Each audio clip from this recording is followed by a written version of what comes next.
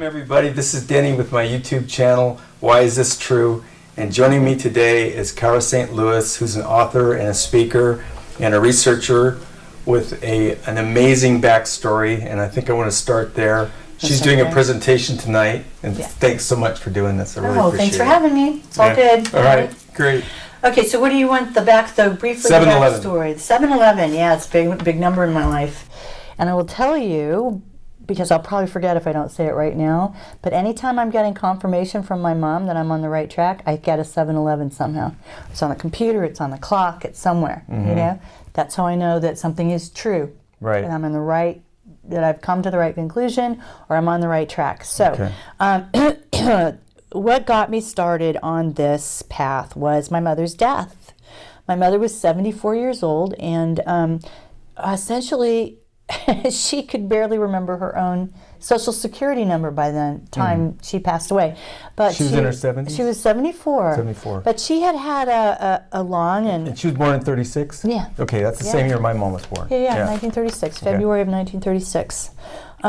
She had a high security clearance with U.S. Navy. She, as a technical writer, she became a technical writer when there wasn't any such thing. It was at the period of time when they were, you know, just they were coming up with that as a job and technology transfer and all that stuff. So she was able to climb pretty steadily and pretty readily, and she worked for Dahlgren with surface weapons. She worked in Virginia. She worked for the Office of Naval Research in England, in London, which is a very, very important R&D facility worldwide, okay, and a think tank, a real think tank.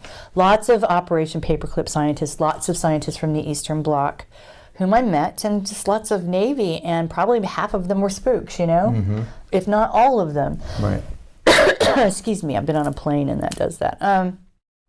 Anyway, so she edited their work. She edited the scientists' work, and they were working on electromagnetic weapons and psychological warfare, and you name it. It was the gamut of anything you could think of. Microwave weapons, plasma studies, really important, turns out to be really important. And she also, when she retired, went to work for any company in Hawaii that was trying to get work out of DARPA. Right. She was, you know, working on their proposals and grant proposals and things like that. So the gamut of the things that my mother saw was wide and deep, and she told me scary. That's all she could ever tell me, was that the things that she saw scared the hell out of her. Okay? Now, I will tell you that this was in Maine. She'd come to live near us in Maine to be near the grandchildren before they left home for college. And on July 11th, which is a Sunday in 2010, beautiful day, she was walking to church, which was about a block from her house, and she had just about gotten to the other side, and a van came out of nowhere and mowed her down.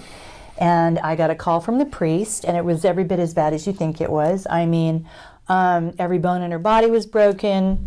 She was conscious when they took her to the hospital, and I went with my sons and my ex-husband to the hospital, and I was with her for several hours, just a few really, 9:30 to 2:30 is as far as it went, until she passed away. So this was a really, really horrific event.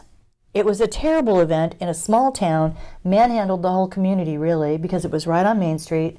So many people saw it, you know. But then, the thing is, we carry these sort of intuitions around with us all the time. I knew she was going to die that way. She knew she was going to die that way.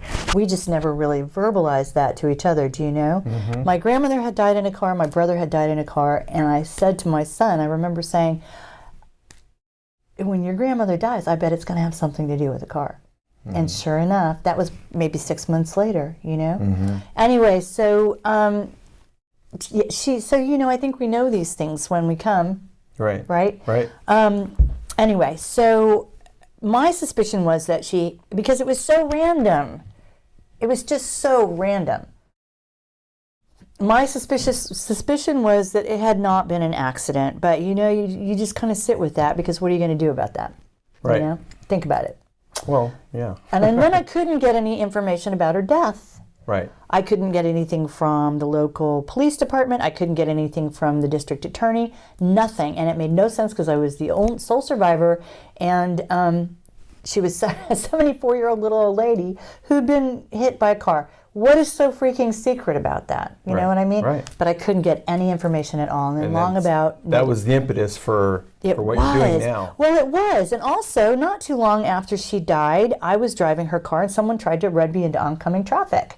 And I thought, well, there's a coincidence. You know, that's weird, isn't it? You know? And things like that started to happen. That was a warning, all right? But I began to write about it, as she absolutely, certainly knew I would, to try to make some sense out of it. Long about November, I got an unmarked envelope in the mail. It was addressed to me, no return address, no indication of where it came from, but it was a very short, sweet police report. So someone knew I was looking for a police report because I'd had my attorney contact the police department. So I got something, but no one was taking credit for it. There was no return address, nothing, you know. And then my steering went out in my van. Okay. Meanwhile, I'm starting to write this book to try to make sense of what's going on. I'm doing some research. The Sun Thief. This is The Sun Thief. Now, part of it is about trying to make sense of what happened to my mom. And of course, you know, you think back, what was the trail? You know, how did we get to this point? That's part of it, but at that time I did have make contact with someone who I was extremely fortunate to find as I was doing research. And you know, once you do the research, it hits you right in the face. It's all electromagnetic weapons, it's all chemtrails, it's all HAARP. That stuff's right there for everybody to see. One of the first things I read was Owning the Weather in 2025. It's online, it's right there. Mm-hmm. They don't make a secret out of this. No. They don't make a secret. But the first person I came across to help me understand any of this stuff was Mark McCandlish. Okay. He had put out some amazing radio interviews years and years ago. Right. Nobody is better at explaining aluminum nanoparticles and all that stuff than Mark. So is he coming tonight? No. I don't know where he is tonight. Well, Harold's pretty good too. Harold, well, we can talk about Harold later if you want to. Okay. I have mixed feelings about Harold, which you may or may not know. Anyway, Mark. So is he coming? Sorry to interrupt. Is he coming tonight? Harold? No. Mark. No. Okay, because I don't know where Mark is. He's in California. Right, but I mean, he's like 4 hours from here, right? Yeah, it's still 3 or 4 hours. Yeah. Okay. Mm-hmm. All right. No. Okay. All right. Anyway, yeah, I suppose if we thought about it, we could have arranged it, but I didn't think about it. No big. I'm just curious. Okay. Wouldn't that be cool though if Mark? Yes, it would. That would be so cool. I'm constantly trying to get us on the same platform, constantly. Yeah. Right? I mean, I was invited back to Australia, and I told them that they needed to get Mark down there. Yeah. You know? Yeah. And I'm constantly trying to do that. Yeah. Anyway, because nobody knows more about it or is better at explaining it than Mark, just the basic science of it. Right. Anyway, so what I decided I wanted the book to be was not this hand-wringing, oh my God, my mom, what happened? You know, none of that jazz. Mm-hmm. So I fictionalized it, although it's the thinnest, it really is the thinnest fiction. The characters that are my mom and me and my kids and all that stuff, it's word for word. It really is. All I did was change the names. Okay. I love those books. I loved it. But then I thought, you know, as I got more and more into what was going on, I was so appalled, and I wanted there to be a solution. I wanted there to be a happy ending. A happy ending. You're right. And so, in learning about the aviation and everything that goes along with chemtrails and all that kind of, you know, how is it that this happens, I decided that the most likely scenario was that it would come apart from the inside.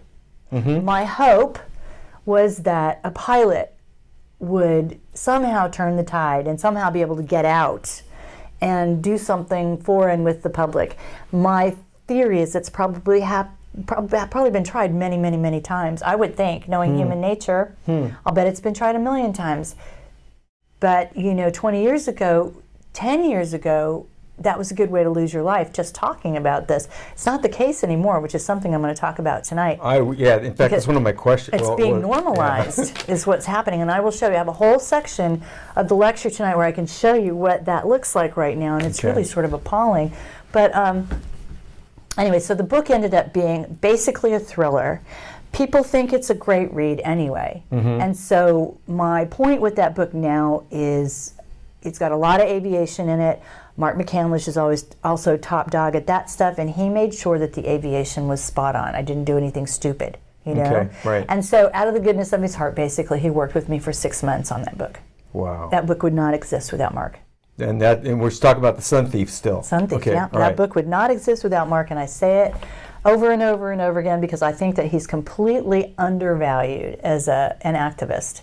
Okay. So, but you know, there's a lot of competition out there, I suppose. Anyway, so yeah, that was the Sun Thief, and the day I finished writing it, I'm sorry, the date I finished writing it, which was March 31st into April 1st, 2012, my house burnt to the ground. How do you like that? So that day, it just so happened that the book was on a thumb drive in my computer. So I ran back into the burning house and I grabbed the thumb drive and the book, you know, I thought if you think you're burning this book down, you have got another thing coming because... Plus all the pets got out. The pets got out. My two oldest children were away. My youngest one was there with a friend on the top floor, and it was one of those things where my ex-husband just for some reason had to go to the bathroom on the top floor. You know, that's like, you know, my mom pushed him, go, Sean, you gotta go up there. And he goes up there and the house is on fire and it's starting up there and he's gotta wake up the boys, and we all got out. We all got out with our lives and we went on with our lives. And then I ended up in England. Which was also meant to happen. It was subsequent to my taking the Sun Thief to the Frankfurt Book Fair. Wow. Yeah. So I stopped in London I stopped in London coming back this way, and then I ended up living there. My ex-husband and I, our marriage was, we were not married anymore. My children were basically grown. And so I ended up being in London. And what I found was that in London, I could get my work back into the United States under the radar, where I couldn't get my work out here. There's a big block. And there's a small group, without going into any details, there's a small group who kind of already had the market cornered on chemtrails. Yeah. Yeah, and you couldn't get your voice heard. You couldn't Right. get your voice heard, even if you had a different story to tell. Yeah. You know, it just wasn't going to happen. A lot of changes in the past couple of years in all of these areas. A lot of. Can I just say there's been a lot, because I'm really an insider now. I'm privy to all kinds of stuff that I'm not going to go into because I'll get in trouble. But there's just been a lot of fighting and arguing and bickering, and you know how people are, right? Yeah. So, but the fact of the matter is, once I went to Europe, I was able to get my work back in to the United States. Gordon Duff picked up my work in VT, and even though they have problems of their own, I realized that. Yep. Gordon was the first person to print my articles. He said, "We're not afraid of this story. Why don't you just write a series of articles on the book, you know, or on your experience, and we'll print every one of them." And this is a prequel to the Imagination Chronicles. Well, I'll tell you how that happened in a second. Yeah. Anyway, and people started to interview me, Mike Williams in North Carolina with Sage of Key, or Quay, I think he says. And then it just got, you know, Randy Moggins and just various other people started to pick it up, and that was great. Now, strangely enough, it got translated into German. It got translated into German by Harold Kautz-Vella. That's how I met him. Harold was in Norway. Harold was stuck in Norway after his open mind conference with no money. Couldn't get back to his wife and kids. In Germany. In Germany. Right. And so my publisher in Germany, who had seen me on a show, presented him as one of the possibilities for translating the work. And I, for some reason, looked at his name and went, "It's this guy. This is the guy here. He's got to do it." And then I realized he was broke and stuck in Norway, and I said, "Nah, he's really got to do it." Anyway, so they hired him to do The Sun Thief, and as he was working on it, Harold being Harold, he hitchhiked his way from Berlin to London, essentially, to meet me. Wow. With not a dime in his, that's very Harold, not a dime in his pocket, just assuming he'll be taken care of. And that is basically how it works for Harold. So he came to meet me, it was all good. We ended up on the same platform later on talking about these books in Germany. And when, at that time as well, I was working for David Icke at the People's Voice. I got sent there by this guy in Germany that interviewed me. He said, "You got to go down there. You're just down the street. They need you." And I said, "All right," because obviously that's never occurred to me. You know what I mean? Right. I didn't follow David Icke's work. I just hit my microphone. It's okay. Sorry about that. Anyway, so I went down and I talked to the people in the office, and they were like, yeah, we'll hire you to work for Richie Allen. You'll be a writer-researcher for Richie Allen. And each little team on each little show had 4 people. They had the talent, writer, researcher, cameraman, and producer. Wow. And so that's how I started there, okay? Richie was interviewing me one day for the book. He finally just decided to go ahead and interview me. Great, no problem. And as I was being interviewed, as a matter of fact, that interview's on my channel, Hard True, if you want to see it. I just put it up for old time's sake because I found it and I was like, this is really old, but what the heck, you know? Yeah. And as I was doing that interview, and he asked me 2 questions people always ask me that just make me want to come unglued. Right? One of them is, I bet you can. What's the difference between a chemtrail and a contrail? I mean, to jump off a building with someone else. And the other one was, how could this possibly be happening? Too many people would have to know about it. Right. As I'm answering those questions on camera, it's called the Cara Sedgway, right? I don't know. As I'm answering those questions online, I'm thinking to myself, this is a hamster wheel. I have seen the first hamster wheel that goes along with this. They've got us running on this particular hamster wheel. Right. And then all of a sudden I realized that we were surrounded by hamster wheels. It was all hamster wheels. You know? So Richie asks you the 2 questions. The 2 questions that we all dread. And I realized that I was looking at a hamster wheel, and I started to think that's the issue. There's the real issue right there. And social engineering. Social engineering. So I decided at that point that we needed to find out, desperately needed to find out why it was, how did we become entities that would allow this to happen to ourselves when it's so blatantly obvious, and even people who would participate in it happily, thinking they were doing really good things when it's just not possible that they don't know that they're not. Right. If they think about it. A bunch of people who keep their mouth shut. Anyway, so, and I forgot to say that was what, I didn't say the Sun Thief has a pilot in it. Do you know? Okay. You know, you've read it. The Sun Thief has a pilot in it. That's the story. No, I haven't read it. I've read the Imagination Chronicles. Oh, you've read that one, Yeah, Dangerous that's the one. Imagination. Yeah. Now, Sun Thief has a pilot in it it's that kind of an ending. It's great. Anyway, okay, so let's Dangerous Imagination. So I went, not too long after I did that interview, I went to Saarbrücken to participate in a conference. It was me and Harold Kautz-Vella, Klaus Dona, the guy from Hawaii, the physicist, what's his name? Do you know who I mean? No, physicist, no. I know Dr. Salah from the Big Island. No, this is, He's not a physicist. I'll think of his name. He's Iranian, and he's Nassim Okay, Haraman, okay. and some other people. Valery Uvarov was there from Russia, and it was a pretty good conference, and Harold was there, and sort of the minute I saw Harold, I said, you know what, we got to write a book. I'm not completely clear what it's going to be yet, but we need to do it together because we need to talk about this aspect of things. Right. So what we ended up writing was Dangerous Imagination, Silent Assimilation, and my half was the social engineering of the 20th century, which I used to say was meant to destroy Western culture, but really what I say now is it's meant to destroy human culture. Right. Rework human culture to someone else's objectives, shall we say. And then he put in his speech from the Open Mind Conference that had a lot to do with chemtrails, but he also, I think, added some esoteric stuff, some demonology, did he talk about the black goo in that half? I can't remember. Do you know I talk about the black goo in the Sun Thief, and I had no idea I'd done it? Came from my mom. He calls it sentient oil. Sentient oil.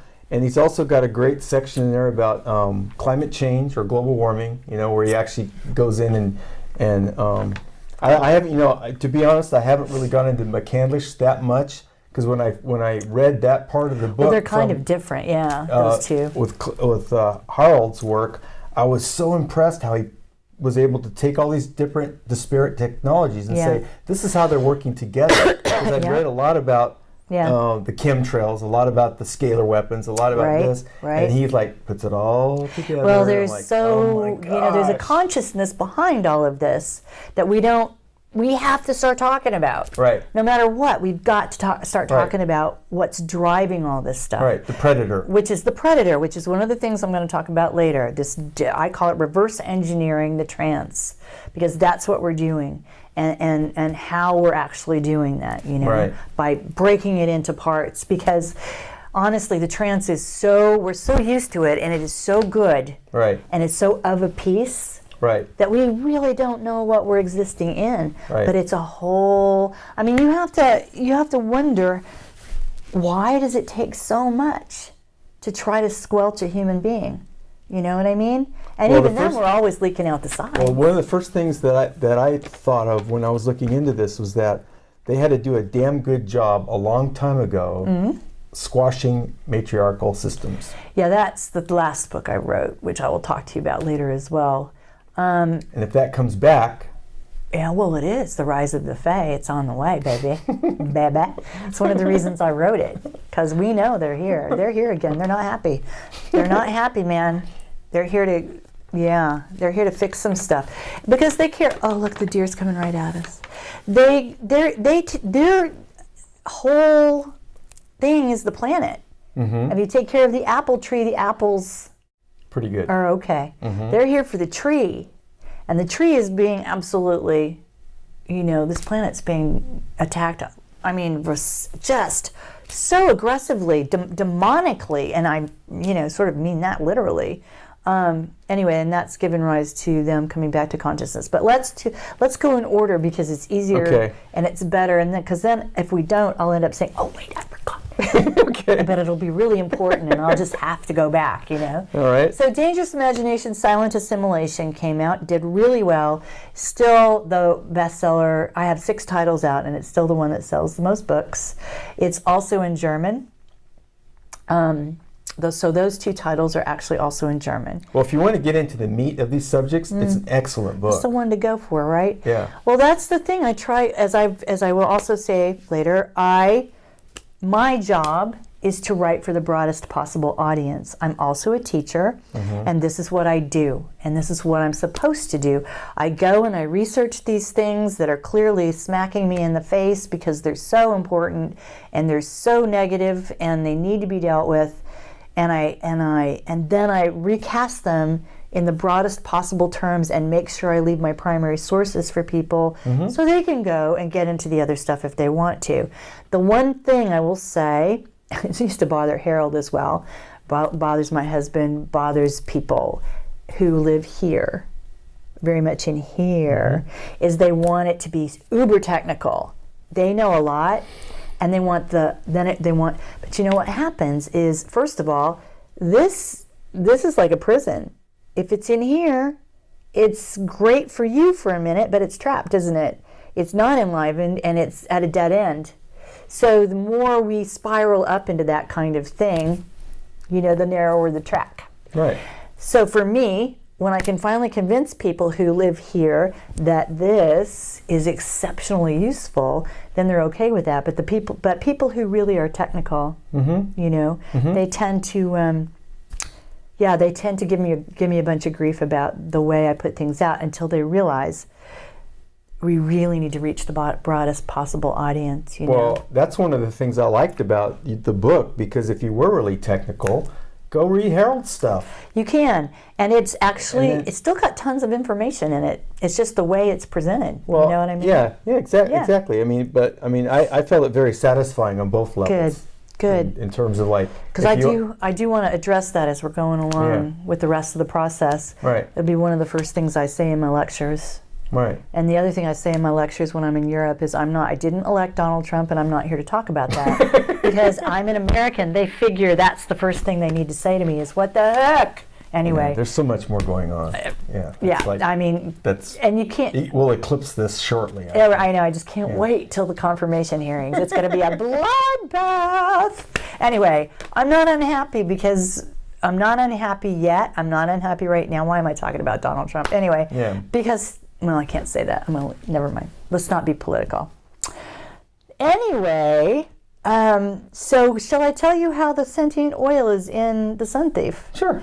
All right, because this is something the only person I talked to about was David Icke. I was working there when I realized I had a vision that I had put in the book. There's my mother sitting at a break table in some office building. Oh, the green. Yeah. Right? Yeah. Now listen, how this is so creepy once I realized what she had done. She's sitting in a break room, and she's got a legal pad in front of her, a yellow legal pad, and she's doing two things that she never ever does. She's smoking a cigarette. My mother was a musician, and she was chewing on a Brock's Caramel. A Brock's Caramel. That means something I still haven't figured out. Anyway, so on the pad, all I could read was, it said top secret. I couldn't see anything else on the pad. And she said, I tried to stop them. She said that, I tried to stop them. I don't know what that really means either. Yeah, right. But as she was doing this liquid, this viscous liquid started pouring down the walls and coming up out of the sink and spilling over onto the floor. And the only way to describe the color and the viscosity was it was very much like antifreeze that you would put in your car, right? Not too long after that, this guy's getting chills. You should be. Not. I was looking at your top. I am. Not too long after that, I listened to David Griffin talk about black goo. Have you listened to his stuff?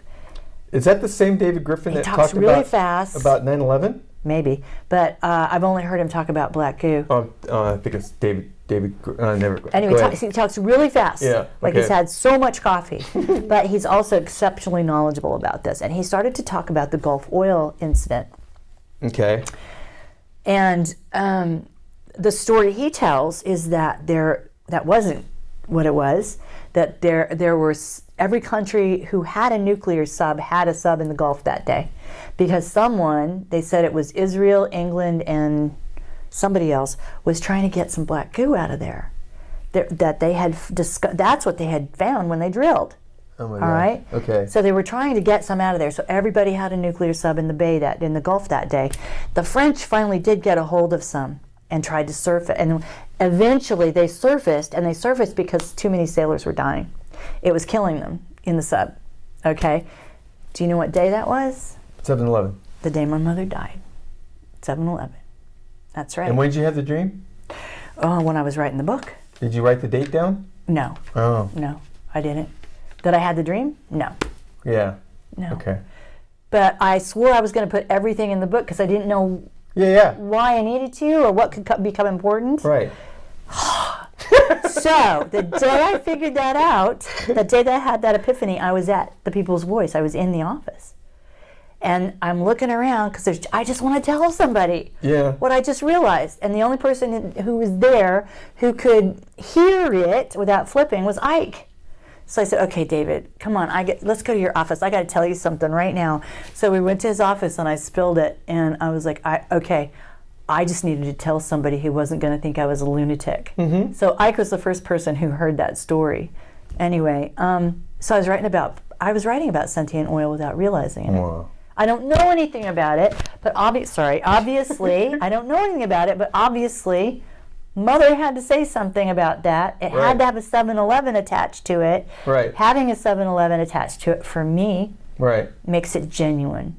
Right. Just she's saying something. Yes. Right. Yes, this exists. Yes, this is real. Yes, you're on the right track. That kind of stuff. So, and I ended up, it's just not my thing. It's Harold's thing. So, and I don't know who else at this point. Probably a few people, but it's just not my area of expertise. So, okay. So anyway, where were we? Yes. So, Imagination Chronicles. The Imagination Chronicles. And okay. So what I decided to do was take Dangerous Imagination, Silent Assimilation, because in the end, what I realized was my part of this deal till the day I die is talking about the human imagination. Because in my opinion, that is the prize. That's what they're after. My postulate was, is, and probably always will be that the human imagination is the translator between the morphogenic field, which is pure potential, and the material plane. Okay? Now that's a combination of lots of people's work. Rupert Sheldrake, for example, talks about the field. He doesn't talk about the human imagination the way I do, though. I'm not kidding when I say it's the translator. And I believe that we are unique in the universe in that way. That is what we have that they want. Okay. And when you say they, you use the word Lots of people, yeah. Draco. I mean, you use predator, but Predator, a lot of people use parasite. Draco, or Well, it could be like a. I don't think it's Draco. I don't think it's Draco. You know, Harold self-identifies as Draco. Did you know that? Mm-mm. Yeah, he'll tell you. He told me. Mm-hmm. Absolutely. In fact, I'll tell you that story because that actually goes to Dangerous Imagination before he translated it. We were in Leipzig doing an interview with Michael Vogt, who's a huge alternative.